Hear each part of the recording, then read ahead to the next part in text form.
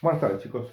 Bueno, vamos a iniciar la serie de clases número 8 relacionado a otro aspecto muy importante de la materia, que es el estudio del campo magnético. Ya hemos estudiado todo el campo eléctrico, lo vamos a abandonar ahora por unas clases y luego, una vez que vamos bien el campo magnético, vamos a retomar el estudio del campo eléctrico junto con el magnético para estudiar lo que es el electromagnetismo. ¿Ok?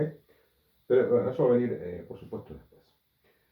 El campo magnético se conoce tan, desde hace tanto tiempo o más que el campo eléctrico, ¿no? Quizás más, diría yo.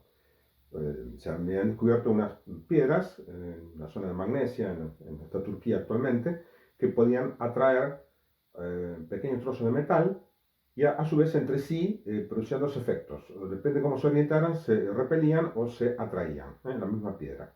Esa piedra, como venía de la zona de Magnesia, se llamó piedra de Magnesia o al final, por la corrupción del lenguaje, quedó como piedra magnética y se le llamó imán o piedra imán también, ¿no? A ese tipo de piedras. Hoy día son muy raras esas piedras, pero el hombre ha podido hacer lo que se llaman imanes artificiales, ¿sí? Como este, tenemos varios de estos en el laboratorio, yo tengo, por suerte tenía uno en casa. Son imanes artificiales, pero funcionan como la piedra, digamos, la piedra natural.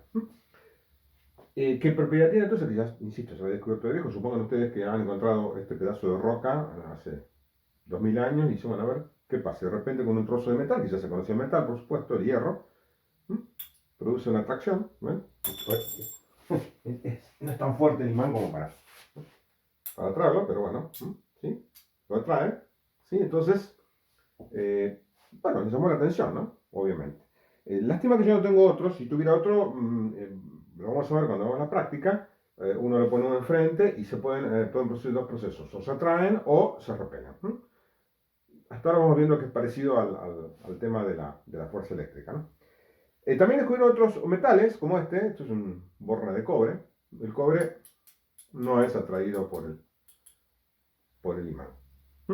O sea que hay metales que son atraídos y metales que no son atraídos. Y por supuesto cualquier otra cosa que no sea metal, plástico, cualquier otra cosa, pura, vidrio, madera, bueno, cualquier cosa, no es atraído. O sea que en realidad son atraídos simplemente unos pocos elementos que vamos a estudiar más adelante, que se llaman justamente elementos ferromagnéticos. Los demás metales, de los cuales sobresalen, insisto, el cobre y también el aluminio, no son ferromagnéticos, no son atraídos por el imán, y por supuesto todo el resto de los no metales tampoco. ¿Ok? Bien, ¿cómo sigue este estudio? Este estudio se han dado cuenta enseguida que una pieza, como una aguja, ¿no?, imantada, se orientaba, cuando uno la ponía sobre un líquido, por ejemplo, flotando, se orientaba, y así nació pues, entonces la brújula. Se han dado cuenta los antiguos que la Tierra tenía un fenómeno parecido al de las piedras estas, ¿sí? O sea que tenía algo, un magnetismo terrestre. Por supuesto no se sabía nada de eso, y bueno, se usó, por supuesto, muy útil fue, pero no se sabía cuál era el principio de funcionamiento, ni por qué la Tierra tenía ese campo magnético. Perdón, ya dije campo magnético y no debería haberlo dicho, ¿no? Pero bueno, está ahí puesto el título, pero tiene cierto magnetismo terrestre que eh, orientaba a la pieza, ¿no? Una pieza de metal. Entonces, bueno, es un momento ahora de estudiar en forma cualitativa, primero, como estamos charlando, y después de forma cuantitativa, que vamos a hacer casi inmediatamente, estos fenómenos.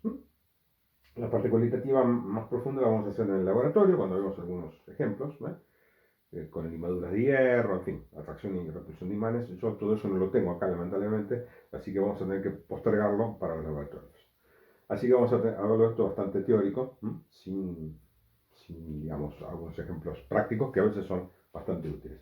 En el libro igual hay buenas fotos, sobre todo, y también en internet tiene un montón de sitios que explican este tipo de cosas, así que si tienen alguna duda pueden ir ahí. Vamos a repasar, antes de empezar la parte cuantitativa del campo magnético, a repasar un poquito qué es lo que vimos en campo eléctrico, para refrescar y estar en condiciones de hacer lo mismo, el mismo camino que hicimos con el campo eléctrico, lo vamos a hacer con el campo magnético. ¿Qué vimos primero? Que hay una interacción eléctrica entre dos cargas, se produce una fuerza, que es la ley de Coulomb, y eso fue la primera ley cuantitativa hacia 1780 aproximadamente, ¿sí? tiene que ver estas dos cargas y se produce entre ellas una interacción que puede ser, como ya sabemos, de repulsión o de atracción. De ahí definimos entonces el campo electrostático, ¿qué es? Entonces, cuando uno lo analiza un poco mejor esto, ve que conviene usar un intermediario, que el campo, que es, si yo tengo una sola carga, digamos, o una distribución de cargas, esa distribución produce un campo en una región del espacio, que es una perturbación, cambia las propiedades del espacio, y esa perturbación entonces interactúa con cualquier carga que yo ponga y genera la interacción.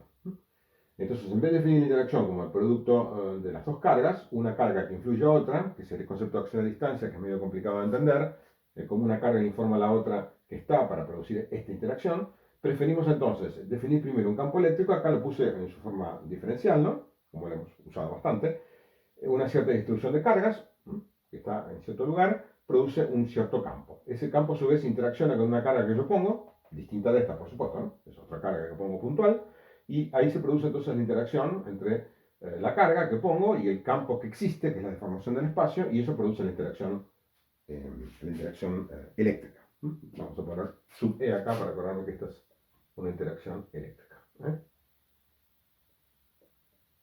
Bien, de esa manera entonces definimos el campo. ¿Por qué electrostático? Ya dijimos, ese es electrostático porque no varía en el tiempo. ¿Ok? Esto no es función del tiempo, que es el primer estudio que hemos hecho. Por eso electrostático. Como todo campo vectorial, que es el campo eléctrico, campo vectorial, como ya sabemos, tiene dos condiciones fáciles en matemáticas. Siempre todo campo vectorial le puedo sacar su flujo y su circulación. Entonces son dos leyes muy importantes, una se llama ley de Gauss y la otra todavía no tiene nombre, ya le vamos a dar un nombre a esta, por ahora no lo tiene. Entonces uno hago la circulación en una superficie cerrada del vector E y eso a qué es igual, la carga neta encerrada en la superficie dividido a una constante, esto es para homogeneizar unidades, ¿ok? Y luego hacemos la circulación cerrada de dl y eso da igual a cero siempre, que indica que este campo es conservativo. A estas expresiones, que le hemos usado muchísimo, las llamamos primera ley y segunda ley porque son las leyes así como las enumeró al final del cuento Maxwell, en 1860 aproximadamente. Primera ley de Maxwell, segunda ley de Maxwell, primera ecuación de Maxwell, segunda ecuación de Maxwell. ¿Sí? Aunque sabemos que es la ley de Gauss esta, y esta va a ser en el futuro una ley que se llama ley de Faraday. Bien, entonces, esto es lo que hemos hecho. Por supuesto, hemos trabajado aquí para calcular el campo en condiciones simétricas. Y luego usamos esta en forma abierta para calcular la diferencia potencial. Si lo uso en forma cerrada, me da 0. Si lo uso en forma abierta, entre un punto A y B, eso me da, como ya sabemos, la diferencia potencial entre A y B. ¿Ok? Bueno, esto fue digamos, un resumen que he hecho sobre lo que hemos visto en las leyes fundamentales del campo eléctrico, electrostático. ¿Qué vamos a hacer ahora? Línea vertical para acá, en la parte derecha de la pantalla, ¿qué tenemos? Vamos a empezar a estudiar entonces con el mismo esquema que hicimos acá, si podemos determinar si hay un tipo de interacción magnética, si aparece alguna fuerza que no sea de origen eléctrico ni gravitatorio, que son las dos que conocemos ya, y que sea de otro tipo, a ver cómo es esa interacción y cuándo se produce. Así que vamos a estudiar la interacción magnética. De esa manera, entonces, si hay una interacción, ¿qué vamos a decir? Que hay una perturbación en el espacio producido por un campo que vamos a definir magnetostático. A ese campo le vamos a dar le vamos a asignar la letra B mayúscula, y es un campo vectorial también que tampoco va a ser función del tiempo, porque estamos hablando que es estático, ¿ok? Entonces, si se produce una interacción, igual que aquí, decimos que ¿por qué es? Porque hay una perturbación producida por no se sabe quién todavía, en el espacio, que produce entonces un campo magnetostático. Hay unas leyes acá, tanto de interacción como de campo electrostático, unas leyes que me van a permitir calcular esto. Les puedo dar el nombre, ya si ustedes quieren, para que cuando la veamos se acuerden. A esta se llama ley de Lorentz, como acá se llama ley de Coulomb o fuerza de Lorentz. Esta ley se llama ley de Biot, Savart o Laplace, que fueron tres que la descubrieron. Una ley es parecida a esta, es una ley que dice quién produce el campo magnético. Y luego, una vez que ya tenemos definido esto, vamos a calcularlas o demostrarlas, más que calcular, demostrar, ¿no? Matemáticamente un poco acá, cuál es el flujo, o digamos establecer, ¿no? También diríamos más establecer, pues son leyes. Establecer la tercera ley, que sería el flujo en vez de E, sería el flujo de B acá, la tercera ley de las cuatro leyes del magnetismo. es influjo del campo B, a que es igual, esto lo vamos a demostrar. Esta ley se suele llamar a veces ley de Gauss del campo magnético, así como este es el flujo del campo eléctrico, la ley de Gauss del campo eléctrico, a esta le llamamos ley de Gauss del campo magnético. Vamos a ver a qué es igual y qué significa esto. Y por último, la última ley, que sería la circulación de B, como hicimos acá la circulación de EDL, también vamos a calcular a que es igual, o vamos a postular a que es igual, mejor dicho. Y eso es la cuarta ley, que se llama normalmente la ley de Ampère. Que Maxwell la modificó después y quedó como cuarta ley, ley de Ampère-Maxwell. Bueno, eso lo vamos a ir viendo de a poco, pero en principio este va a ser entonces digamos, nuestro programa en este tema 8, que es, y el que va a venir también, los que van a venir, no solamente el 8, sino los que siguen. Vamos a ver entonces este fenómeno, la interacción, luego la definición de campo, luego a qué es igual el flujo y luego a qué es igual la circulación de este nuevo campo vectorial llamado campo magnético.